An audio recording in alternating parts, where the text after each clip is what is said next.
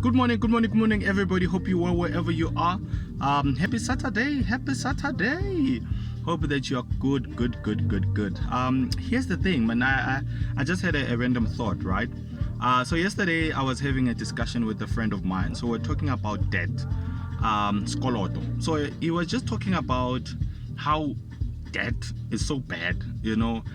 People are, finding themselves where their houses, their cars, everything has been repossessed, right? So he was handing on that it's just a bad thing, and then obviously I was coming in with a counter there to say, look, you must just know how to leverage. If you're gonna use it for investment purposes, do it like this, like that, property, obviously, then there's a lot of benefit behind it, because a lot of people don't have the capital to go and buy things cash. Even if you had, I wouldn't really advise you that you go and buy cash, because end of the day, for me, it's an opportunity cost. Why? If you can be able to get a loan, bank finance, and then it's an investment, somebody pays for that finance, why use your own money?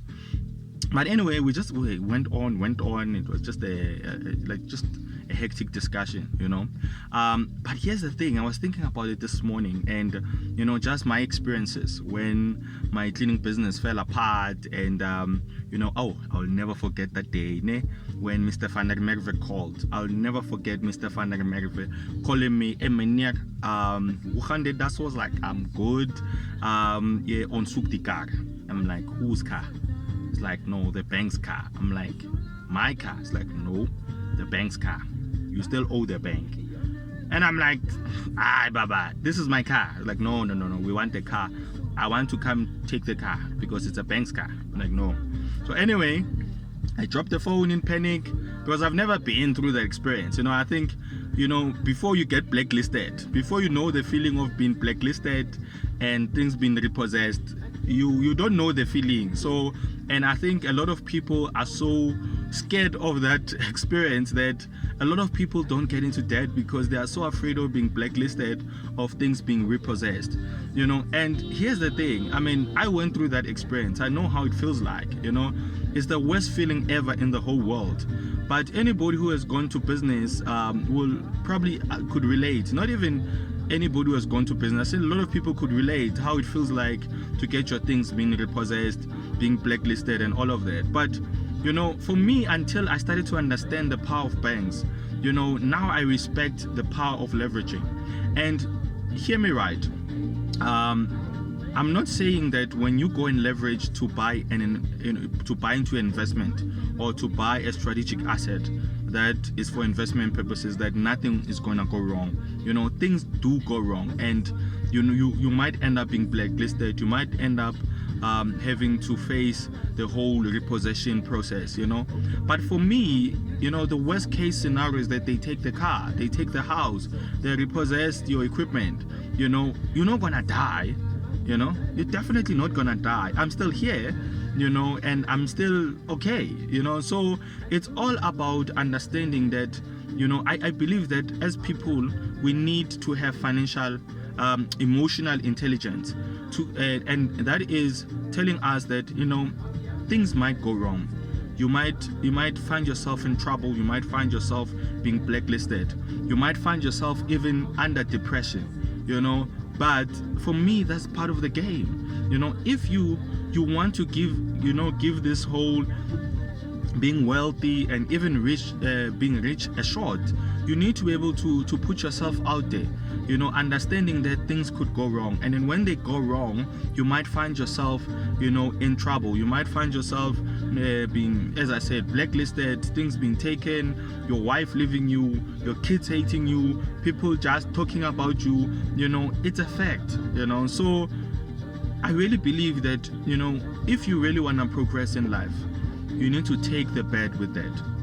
Somehow we think, being wealthy, being rich, we look at all of these people and think they just shot up and then they were there. No, they had to go through stuff, and they're still going through stuff, because you're still gonna try out business ventures, you're still gonna try out for another property, then all of a sudden the market takes a turn in that location, and then the prices plummet, and then what you gonna do? Does that now stop you from doing it? No. because it could go very well.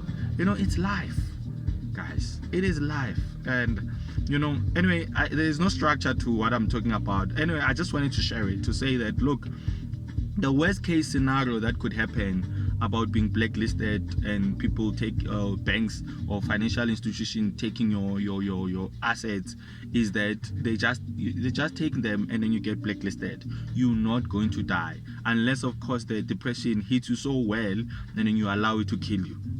But other than that, life goes on. And then you try again and you try again. But if really you want to progress, debt is not a bad thing, unless if you go and buy dumb stuff, then obviously it doesn't make sense. But if you want to go and use debt to be able to empower yourself, to leverage, to get into assets, to be able to make an income, for me it's a good thing. Yes, things can go wrong. It's a fact. You might end up being depressed. It's a fact. But the most important thing is how you emerge from all of those experiences. And whether you take debt or not, the possibility of you being depressed is there, or things going wrong is there. So might as well just use other people's money to make money, and then you'll see pumped. All right. Anyway, I just felt that I needed to share. There's no structure to this. I was just, wanting to share this to say, look, for me, if you use debt correctly, the bank can be a good friend to you. And that's it. Anyway, be on the lookout for the next episode. I'll be talking qualifying syndrome and why I believe it can be a good thing. And please be on the lookout for that. So, yeah, have a super, super, super Saturday and see you on the flip side.